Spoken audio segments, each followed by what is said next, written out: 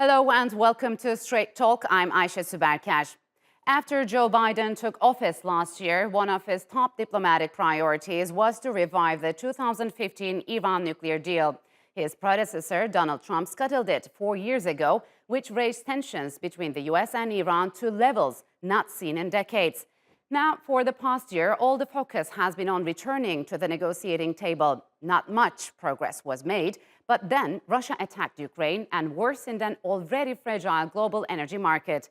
Now, talks with Iran are taking place under a very different climate. Hadia Al-Alawi explains. 7 years ago, Iran struck a historic deal with the UN's 5 permanent Security Council members and Germany that saw Tehran's nuclear ambitions curbed in exchange for sanctions relief.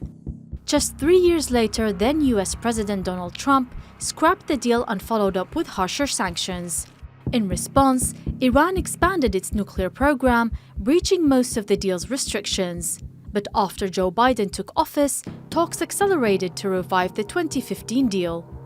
Negotiations began in Vienna last April between Iran, the UK, France, China, Russia, and Germany, with the US taking part indirectly. And after months of deadlock, last week signaled some positive steps with the release of 2 British Iranians after years of detention. When it comes to Iran and negotiations in Vienna, you've heard us say that there has been significant progress. We remain close to a possible deal. It's really down to a very small number of outstanding issues.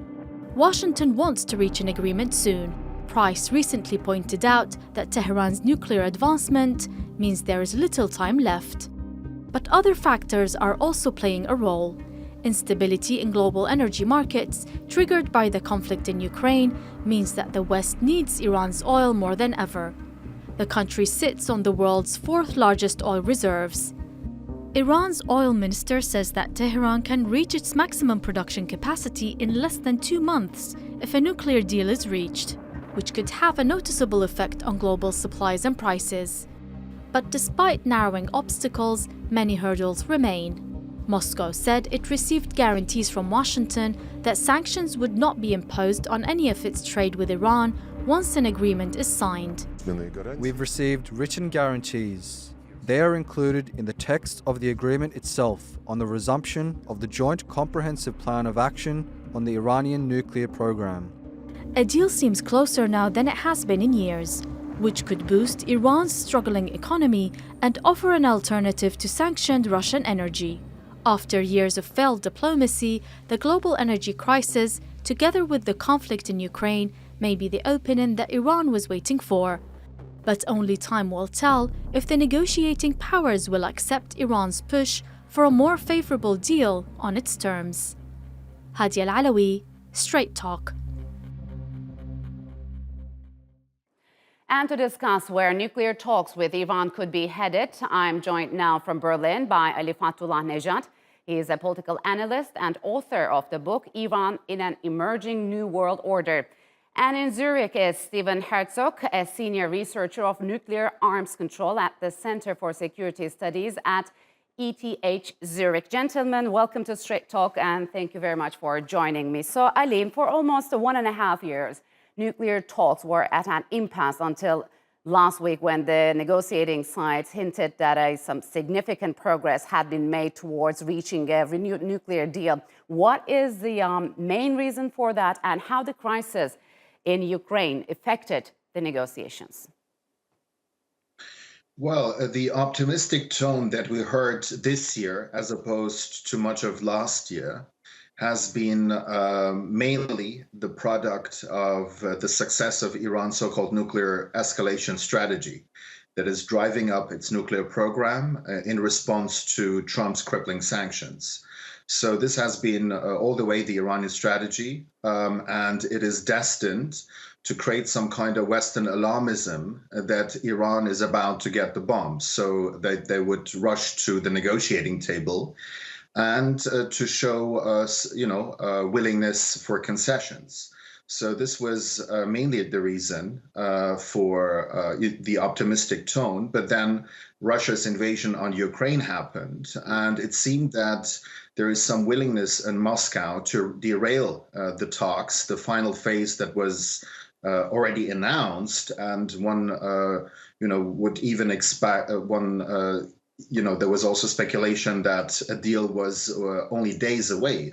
But then the Russians somehow connected the sanctions that the West imposed upon them with their stance in the nuclear issue, it seemed. But then the Russian now and again, Iranian foreign ministers dismissed those Western claims last week, if I'm not mistaken, that Moscow was blocking those attempts to restore the nuclear deal. Why would Western countries accuse Russia of doing that? Well, because the Russians then demanded a so-called written guarantee from the United States that the crippling sanctions that the West had started to impose upon them because of their invasion of Ukraine would not limit their cooperation with Iran after the JCPOA was restored. Yes. And this was surprising to many observers because, I mean, first of all, it seemed that, there is no clear connection between the two. And then this also re-energized fears in Iran, also among some policy circles, that Russia might again act as an opportunistic player and not be that constructive as Tehran hoped for. Okay, so Stephen, with the U.S. canceling its imports of Russian oil and the European Union looking to reduce its energy dependence on Moscow, has Iranian crude become a more viable alternative? Absolutely. I think that's 100% the case. So I agree with everything that Ali said earlier about the Iranian nuclear escalation strategy. But I also think that there's something else going on here. And that is that while Iran has been under renewed sanctions because of the breakdown of the JCPOA with the Trump administration's withdrawal, one of the biggest beneficiaries of exports of being able to have more exports of oil and natural gas and other energy resources has been Russia. But now the tables seem to have turned a little bit, and with the United States determining that it will stop Russian imports, and with the European Union moving towards further energy independence from Russia, I think that Iranian energy independence has become a very viable option. And so what I think that a lot of observers may seem to be missing is, despite Iran and Russia's close partnership going back many years, Iran and Russia are in a little bit of a zero-sum game where when one country benefits from energy exports, the other country loses. So, Ali, what's your take on that? Would you agree with Stephen? And moving forward, how do you think bilateral relations between Iran and Russia will be affected if Iran is back to the markets again? Well, I think it is firstly important to mention that the Russians finally have said that they had obtained such a guarantee from the United States. So it seems that now the door is again open for a conclusion of the talks. But now the sticking points are still, the extent of sanctions relief for the Iranians. So the Iranians are demanding that the sanctions against the Islamic Revolutionary Guard Corps, that also plays a huge role in Iran's hydrocarbon industry, are removed. And this would be, of course, a tricky issue for various reasons. But when it comes to Iranian oil, of course, there's a lot of talk about it. But then again, we need a lot. Iran's industry, energy industry, needs billions of dollars, hundreds of billions, so Iran is not going to step in immediately. Okay. Now, for instance, Germany has struck a deal with Qatar for LNG export. So this can be a midterm solution. And there are even, and Iran is still listed as in the blacklist of FATF in terms of terrorism financing and money laundering. So this is also a hindrance for a full normalization of trade, even if sanctions are removed in the wake of a restored JCPOA. So, Stephen, Iran's oil minister has said his country's oil production capacity can reach its maximum levels in less than 2 months after, of course, a nuclear deal is reached. So does Iran's production potential give Tehran leverage in nuclear negotiations given the global energy crisis? Absolutely, I think it does. And it's not just Iran that we are seeing new energy developments with. The United States is currently also right now in talks with Venezuela, which is a heavily sanctioned country as well. So I think the production capacity of countries like Iran and Venezuela are now seen as an offshoot to Russian energy production. And there's also something else to be said too, which is there's a geopolitical dimension to this as well. That as the United States has tried to pivot to counter China in Yes. Asia, and as the United States and its NATO allies now focus again on Russia, the idea of thinking of Iran as a geopolitical threat or a geopolitical challenge is something that I believe they're hoping to reduce. So I think that there are a lot of ways in which Iran now has leverage because of its energy production. And one need only see that the other day, when US State Department officials were asked about the potential that they would remove sanctions on the IRGC, they kind of gave equivocal answers. And so I think that we may see, something in the middle where the United States may push for some sort of reduction or agreement from Iran in specific IRGC activities in exchange for sanctions relief. Now, how this stands in the future with a potential US president or administration will be very interesting if it does indeed happen. So, Ali, having mentioned China, could a less isolated Iran, where it can freely sell its oil globally, reduce Beijing's leverage over Tehran?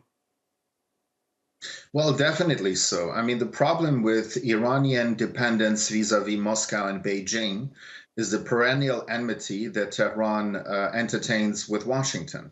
Because Iran's look to the east geopolitical orientation with Russia and China at its core cannot fully benefit from all of its potentials as long as US sanctions are slapped upon Tehran. And both Beijing and Moscow have in the past and are presently benefiting from the Iran sanctions regime in various ways. So this is a huge problem in terms of the international politics and international relations of Iran. And this is also vice versa, a fear from Moscow, because Moscow is not interested in a kind of Iranian Western détente and meaningful a normalization of relations, but because this would really, undermine Russian leverage over Iran. And do not forget that Iran has planned, in the case of Russia, in the case of China, it has already signed it, 2 long-term cooperation agreements which lack transparency. So there are wild speculations in Iran about the contents of such a deal. And it is feared that because of the asymmetry of bilateral ties, the Iranians may sell out because of regime security reasons. Yeah, we'll have to see if Iran will continue to provide cheap oil to China under these circumstances. So, Steve, how is Israel reacting to the latest developments? Is Israel trying to convince the world powers not to make a renewed deal with Israel as it did back in 2015? So the current administration in Israel has looked at the deal, has been unhappy about it, and has seen the Netanyahu administration's campaign to stop the deal as being a gross failure of Israeli foreign policy. And if you're reading the recent media reports and press releases that are currently coming out of Israel, the Bennett administration is saying that they are not going to make a huge push in Washington, at least overtly, to stop the deal. They said they believe that Washington has already made up its mind and will go ahead and sign the deal. But what the Israelis are now making very clear is that they have made a substantial investment in their defense capabilities and will continue to do so. And they are actually trying to send a signal to Iran that in the event that Iran crosses over some nuclear threshold that the Israelis are uncomfortable with, where in the past Israel had been willing to hold back, perhaps this time around Israel would feel more militarily prepared. At least that's what the media reports coming out of Jerusalem seem to say. All right, Stephen, Ali, unfortunately, we'll have to leave it here. Thank you very much for joining me on Straight Talk.